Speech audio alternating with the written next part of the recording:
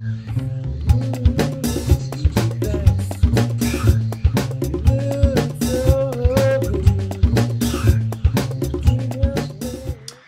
if you like me, you've been tripping off of Beyonce's new album that came out in 2013, Beyonce.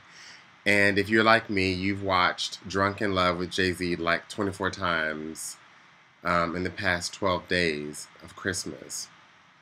And you have seen her do her club dancing and not just her choreographed moves, and you really see her come out of herself. And you see this kind of sensuality, and yet you see it with, in a, totally normatively sanctioned relationship. She's on the beach, stark, half naked, talking about ground under wood with her husband, with whom she has a baby, so she's a mother.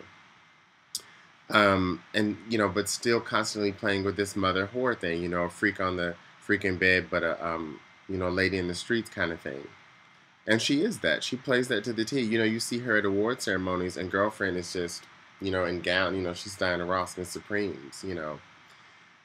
What's interesting about the album, I find, is the song Superpowers. I've been going through the whole album. I didn't have the opportunity to buy it. Luckily, I have a cousin, thank you, T, for showing me her iPad and letting me see this album that otherwise you really would have to buy. I'm sure that people know other means to get it online, but you can at least see some of the videos and hear some of the music. I've seen Superpowers. It's awesome. One of the things that attracted me to this song was that it's another collaboration with Frank Ocean, who came out, I believe, in 2013, or was it the year before, and Beyonce really supported him. Came out as not heterosexual, bisexual. He says he's been in love with a man. He has songs about it. And so, and of course we know that Beyonce herself fashions herself after the drag diva. So by no surprise, in the opening to the video Superpower, she's, kind of dressed as a, you could say a whore. She's in her fishnets, she's in a slip. Literally, she's wearing her underwear out. The bottoms of her boobs are out, and yet she's wearing this veil. She's wearing what could be a hoodie, Trayvon Martin, saw them march. It could be a mask of a criminal. It could be a veil that women in many places wear. So she starts marching, and then we see drums, we see beats. They're marching towards something, and they're talking about ultimately the hook of the song is tough love, a subtle love. And so they're marching, talking about tough love. Now, I mention all these sensual sexual things because they're often the distraction. And so let's look at the words. The song opens, "When the palm of my two hands hold each other, that feels different from when your hands are in mine. That's just the way it is." And then she goes on to say, "And when my voice is screaming out to my own ears, that feels different from when I hear yours. Now that's just the way it is. And when I'm standing in this mirror, man in the mirror, after all these years, what I'm viewing is a little different from what your eyes show you. I guess I didn't see myself before you moving forward." So that's one of the subtle cues that this has a little bit to do with their support of the political movement that we are in at this time. The social change the social and economic change that we're in America, that many people can characterize as the Obama effect. So it's not just Obama, but the kind of icon that he represents, the wave that he caught, that he's riding, that he the flag for us. And so people in Beyonce's march start waving flags. At first, the people marching with her, the supermodel, the dancer types, the beautiful, iconic kind of people that you would see in a music video, right? Like Beyonce. Waving flags, kind of ambiguous. But as it goes on and they march on, more and more people come, and you see like, oh, so they're love, there's a big flag that says love, so we're talking about moving forward, love, a subtle kind of love. And yet there's this sensuality, she's marching, she could be marching down a runway. And she starts to don army fatigue. People are rioting. You see flags burning, flags of hearts. Love. Two hearts in love. So it suggests this again the social movements that are going on now. This thing about same-sex marriage. And all these things are burning, and yet more and more people are marching and marching. It seems to be rioting. There's some kind of or war. And again, when you think about, is it a veil or is it this criminal element in Western nations? We don't know if it's a riot or a war. And the lines are blurred. And unsurprisingly, Pharrell makes his appearance. Kelly and Michelle make their appearance.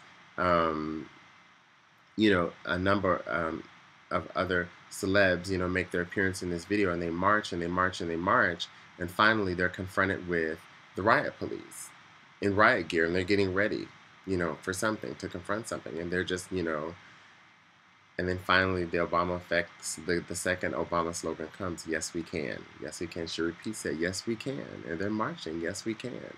And this is a non-violent revolution what they're staging. And so when I go to the lyrics, the very opening of the song where she says, your hands, in mine, well, this is how the video ends. This is the closing scene of the video. All these people that have come to march, they're looking seriously at each other. Could be anything, but they hold hands and they stand in defiance of, this sort of world order that we're opposing. Very clear statement about where we are, who we are, and really picking up on this, that where pop is today. She's a diva. She's a true diva, and this is just one of the many songs that just continues to put her on top. So Beyonce continues to dazzle us with her next video, which was produced. The song itself was written by herself, Justin Timberlake, Timberland.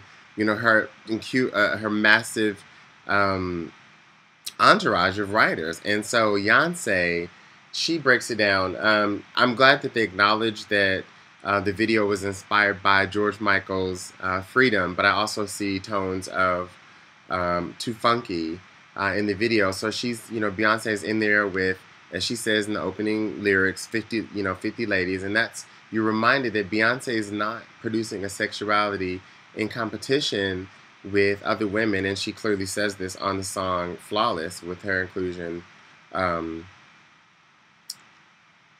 the quite explicit, feminist lyrics about not being, in competition with other women. So in case you hadn't gotten it thus far, and she's the baddest bee thus far,